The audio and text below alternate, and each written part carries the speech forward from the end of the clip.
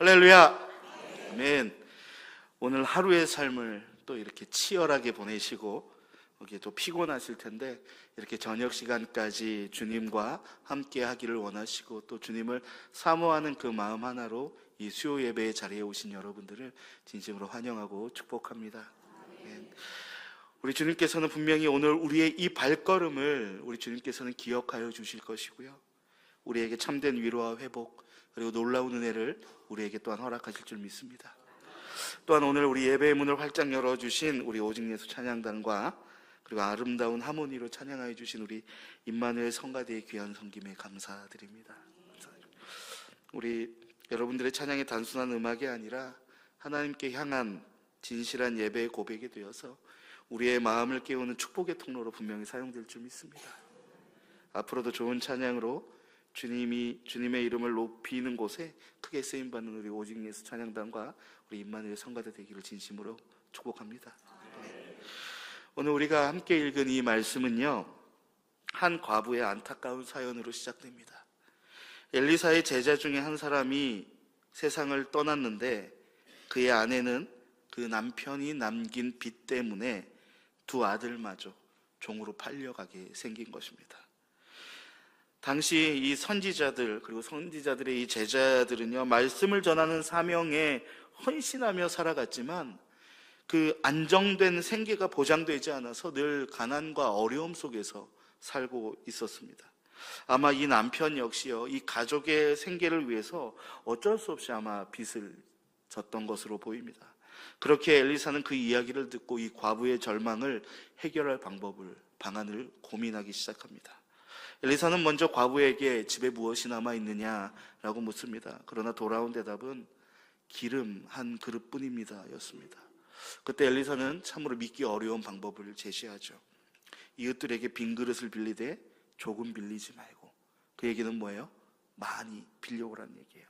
그리고 두 아들과 함께 문을 닫고 가진 기름을 빈 그릇에 부으라고 합니다. 이 여인은요, 주저하지 않고 그렇게 순종을 하죠. 놀랍게도 빌려온 그릇마다 기름이 가득 차고요, 마지막 그릇까지 채워지는 순간 그 기름이 멈추게 됩니다. 이 사실을 엘리사에게 전하자 그는 말합니다. 그 기름을 팔아 빚을 갚고 이제 남은 것으로 두 아들과 함께 생활하라. 절망의 자리에 있던 한 여인의 가정이 하나님의 기적으로 다시 일어나는 순간입니다.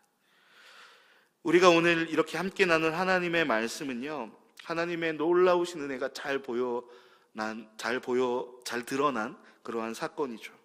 여러분, 이 말씀을 보면서 그런데 누구나 한 번쯤은 생각했을 법만한 질문이 있죠. 지금 여러분들 머릿속에 떠오르는 그것, 차마 입 밖으로 꺼내기 힘든 그것, 무엇입니까? 만약에 이 과부와 두 아들들에게 빌려온 그릇이 더 있었다면, 만약에 더 많은 그릇이 있다면 더 많은 양의 기름을 얻어서 뭔가 더 풍족한 생활을 할 수 있지 않았을까? 라는 그런 자본주의적인 생각을 한 번쯤은 해보셨을 겁니다. 저만 했나요? 여러분들은 안 하셨나요? 여러분들은 이러한 생각은 과연 어떤 생각일까요? 지극히 인간적인 생각이죠. 이런 류의 이야기들은 사실 또 이솝우화나 이런 게도 많고, 우리 한국 전래동화에 그 소금이 나오는, 그래서 바닷물이 짜졌다라는 그런 동화도 있기도 합니다. 그게 바로요, 여러분, 욕심이 가득한 생각일지도 몰라요. 물론 기름을 담을 그릇이 많으면 좋습니다. 좋습니다. 그런데 여러분, 과연 그릇이 몇 개 있으면 만족할 수 있을까요? 기름이 몇 개나 있으면 이것을 팔았을 때 얼만큼 내가 이득을 볼 수 있다면 그 그릇의 개수를 더 이상 늘리지 않아도 될까요? 아마도요, 그렇게 생각해 본다면 그릇의 개수는요, 끊임없이 늘어나지 않을까라는 생각을 한번 해보게 됩니다. 그러나 우리는 이 인간적인 생각조차요, 우리가 좀 신앙적으로 바라볼 수 있는 눈이 필요해요. 지극히 인간적인 생각, 그릇이 더 있었더라면 늘 신앙적인 시각으로 바라본다면, 내가 그릇이 더 있었더라면 하나님의 은혜를 더 받을 수 있지 않았을까? 라고 한번 생각해 볼 수도 있어야 합니다. 이러한 하나님의 은혜를 더 많이 받으려면, 그리고 더 잘 담아두려면 우리는 더 많은 신앙의 그릇, 더 큰 신앙의 그릇을 준비해야 할 것입니다. 여러분 그렇다면 이 신앙적인 그릇이라는 것이 과연 무엇일까요? 신앙의 그릇이 과연 무엇일까요, 여러분? 바로 나입니다. 바로 여러분들이라는 거예요. 나라는 그릇 안에 하나님의 은혜가 끊임없이 더 많이 부어질 수 있도록 우리는 그 그릇을 준비하고 그릇의 크기를 늘려야 할 줄 믿습니다. 우리는 그것을 신앙적인 표현으로 또 무엇이라고 표현합니까? 내 그릇을 늘려가는 그런 과정을 우리는 신앙적인 표현으로 뭐라 그럽니까? 믿음의 단련, 그리고 믿음의 훈련, 이렇게 이야기하죠. 이러한 단어들, 여러 가지 단어들이 있지만 이런 단어들로 표현하고는 합니다. 그래서 우리는 때때로 제자훈련, 전도훈련, 성경공부, 이제 곧 우리 양육을 시작할 텐데, 엄마샘을 시작할 텐데요, 그런 성경공부 등과 같은 그런 프로그램들을 통해서 나의 신앙을 단련하고 훈련할 수 있는 교회 프로그램에 열심히 참여해서 우리가 그 그릇의 크기를 한번 늘려가 보도록 하고 있죠. 늘려가려고 또 노력하고 있습니다. 여러분, 근데 여기서 중요한 것이 있습니다. 우리는 우리 스스로 단련하고 훈련하면 하나님의 은혜를 받을 그릇이 커지거나 개수가 과연 많아질까요? 우리 스스로 단련하고 노력한다면, 끊임없이 성경 공부한다면 여러분, 그 은혜를 과연 더 많이 받을 수 있을까요? 여러분, 사실은요, 그렇지 않다라는 거예요.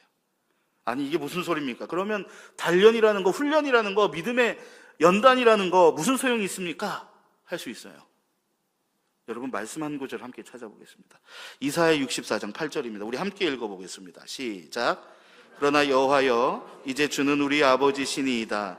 우리는 지늘기요 주는 토기장이시니 우리는 다 주의 손으로 지으신 것이니이다. 아멘. 이사야서는요, 우리는 다 아버지의 손, 하나님의 손으로 만든 존재들이다라는 것을 이야기하고 있어요. 그리고 말씀 한 군데 더 보겠습니다. 로마서 9장 20절과 21절입니다. 20절 제가 있습니다. 이 사람아, 내가 누구에게 감히 하나님께 반문하느냐? 지음을 받은 물건이 지은 자에게 어찌 나를 이같이 만들었느냐 말하겠느냐? 21절 같이 있습니다. 토기장이가 진흙 한 덩이로 하나는 귀히 쓸 그릇을, 하나는 천이 쓸 그릇을 만들 권한이 없느냐? 아멘. 여러분, 방금 우리가 읽은 이 로마서의 말씀, 여러분 아멘이 쉽게 나오십니까? 하나님은요, 여러분, 우리의 토기장이시며 우리는 그분의 손에 있는 진흙이라고 합니다. 하나님께서는 우리를 지으셨고 우리가 쓰일 자리를 정하실 권한이 있으시다라는 겁니다. 그리고 로마서는 이렇게 말하죠. 지음받은 물건이 어찌 그를 지은 자에게 나를 왜 이렇게 만들었어요? 라고 말할 수 있겠느냐라고 이야기하는 거예요. 또 토기장이가 같은 진흙으로 하나는 귀히 쓸 그릇을, 하나는 천이 쓸 그릇을, 평범하게 쓸 그릇을 만들 권한이 없겠느냐라고 이야기하고 있어요. 여러분, 이 말씀들이 전하고 있는 것이 무엇입니까? 이 말씀들이 전하고 있는 것, 우리가 어떤 모습으로 어떤 자리에 서게 되는지는 여러분, 하나님께서 가장 선한 뜻으로 인도하고 계신다라는 것이에요. 내가 하나님 잘 믿어서, 내가 잘 훈련받아서 나 하나님 앞에 쓰임받을 거야, 크게 쓰임받을 거야, 더 많이 쓰임받을 거야. 여러분, 맞는 말이긴 합니다. 맞는 말이긴 해요. 그런데 이게 자칫 잘못되면 여러분 어떻게 되는 줄 아십니까? 나 잘 믿으니까 나 잘 될 거야, 나 열심히 하니까 적어도 하나님이 이 정도는 해주실 거야, 그렇게 바뀌는 거예요.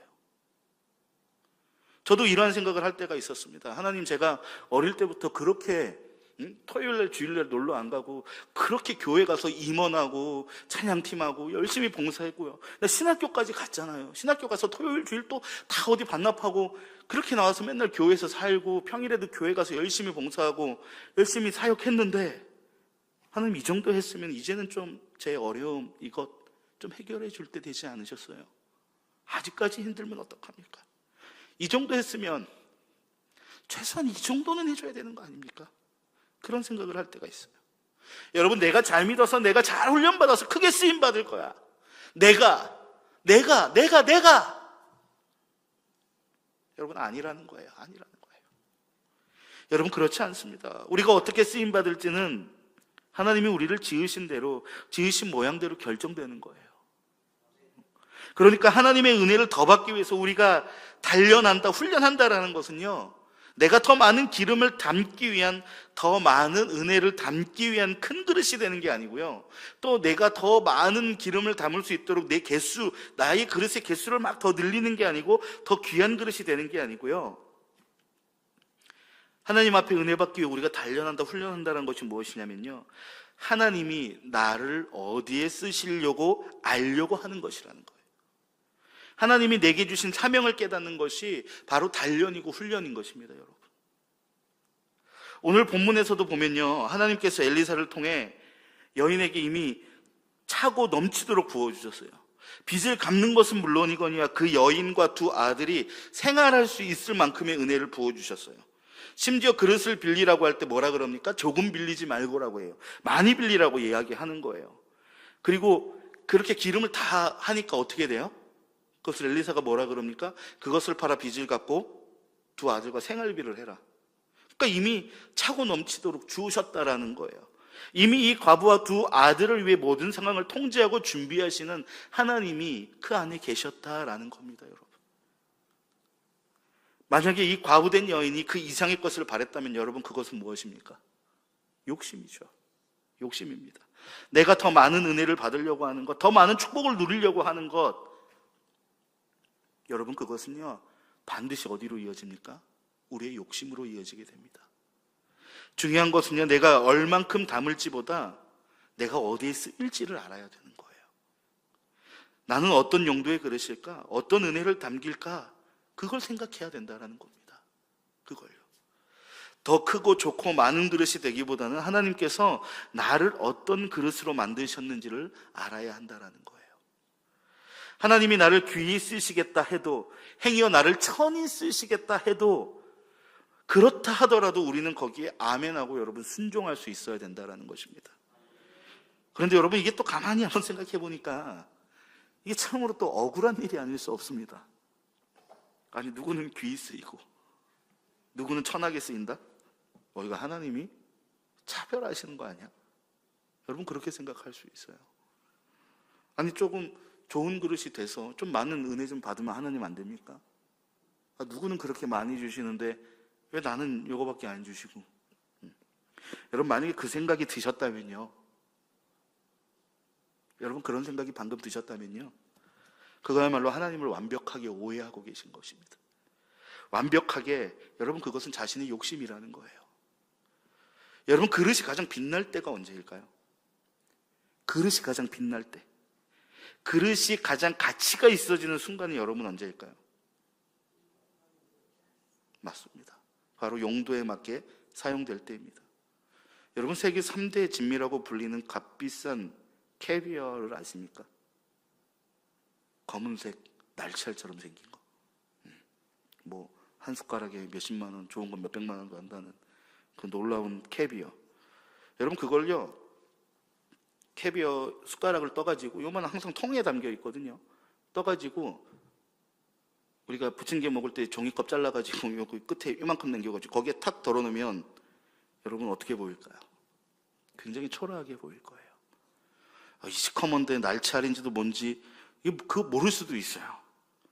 그러나 캐비어를요, 아주 값비싼 그릇에 이쁘게 담아 두었다면 그 캐비어는 우리가 어떻게 보게 됩니까? 세계 3대 진미로 빛을 발하게 될 거예요.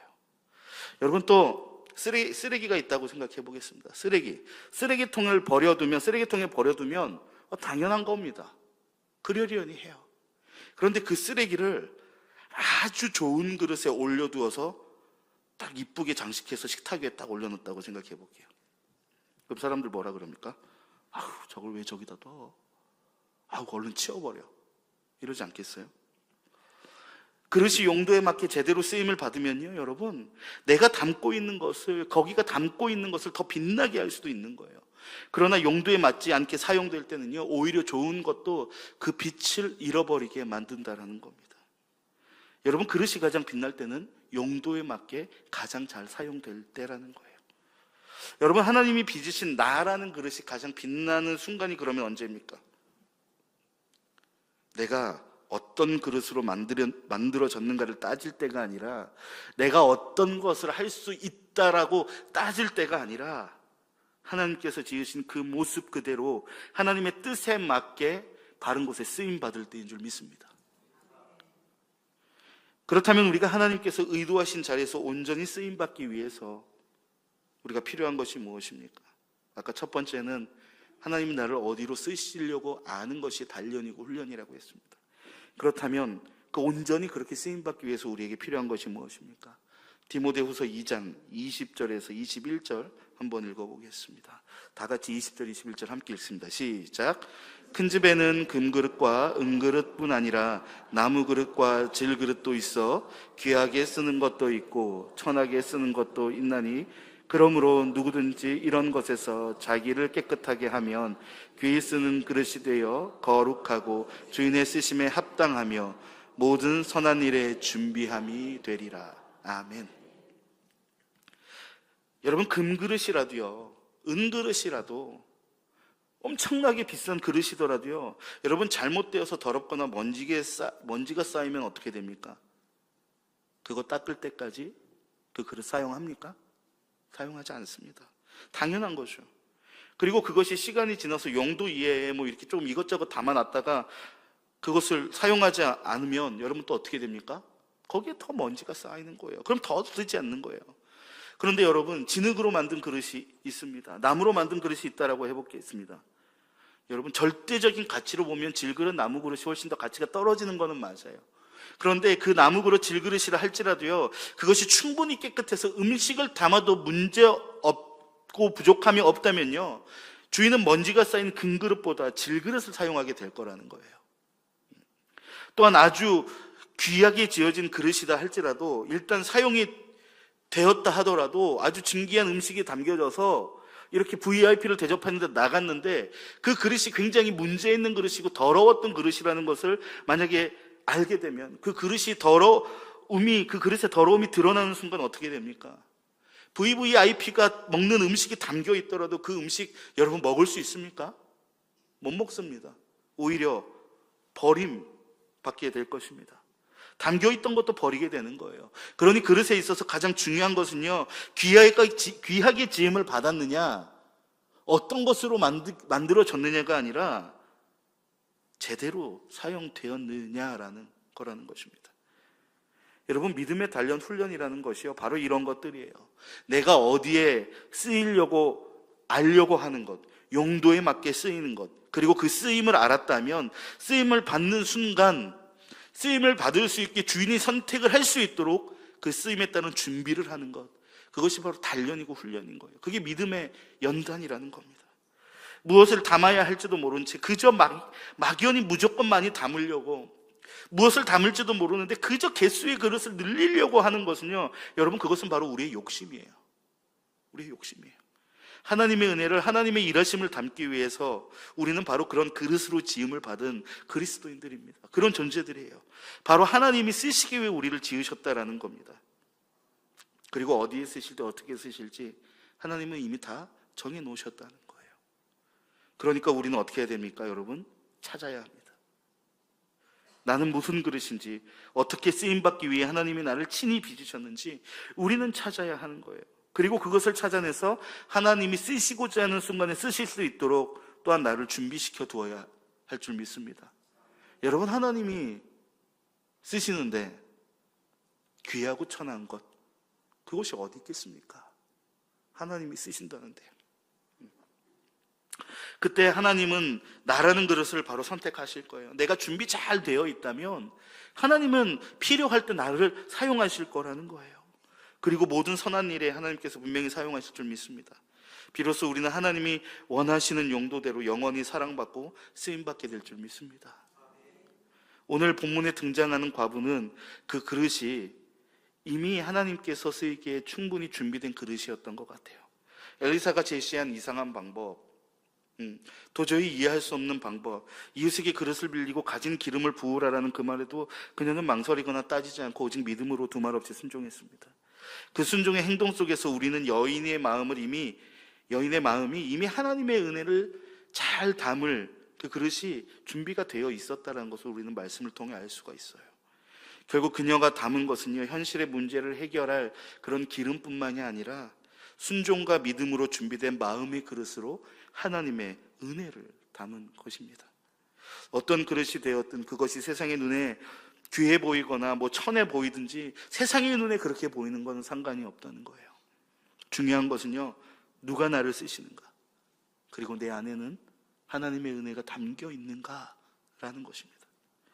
그릇이 가지는 외형이 아니라 주인의 손에 있을 때 비로소 그 그릇의 가치는 완성되는 거예요. 하나님께서 나를 당신의 뜻 가운데 사용하시고 나를 통해 이루고자 하는 일을 행하신다면 그야말로 세상 어떤 은혜보다 크고 놀라운 복인 줄 믿습니다. 여러분, 우리는 욕심의 눈으로 비교하거나 다른 것을 부러워하기보다 하나님께서 나를 통해 이루시려고 하는 그 뜻에 겸손히 순종하며 준비된 삶으로서 여러분 서야 될 줄 믿습니다. 내가 크고 화려한 그릇이 되지 않아도요, 내가 뭔가 세상에서 이야기하는 금그릇, 은그릇, 금수저, 은수저, 다이아수저 필요 없습니다. 하나님의 손에 들려 쓰임 받는다면 그 삶은 이미 충분히 귀한 그릇이고 귀한 수저인 줄 믿습니다. 하나님이 바로 나라는 그릇을 계속 찾아서 사용하시고 나를 통해서 그 하나님의 뜻을 이루시고 그 뜻을 세워가신다면 그것이 바로 진짜 차고 넘치는 은혜라는 거예요. 여러분, 우리는 그 세상의 욕심을 담는 그릇이 아니라 하나님의 뜻을 담아내는 그릇이 되기를 진심으로 소망합니다. 겉모습만 화려한 그릇이 아니라 하나님의 용도에 꼭 맞게 정결하고 온전히 준비된 그릇, 그 안에 하나님의 사랑과 말씀 그리고 은혜가 흘러넘치는 그런 것들을 담을 수 있는 그릇으로 살아가는 우리 모두가 되길 소망합니다.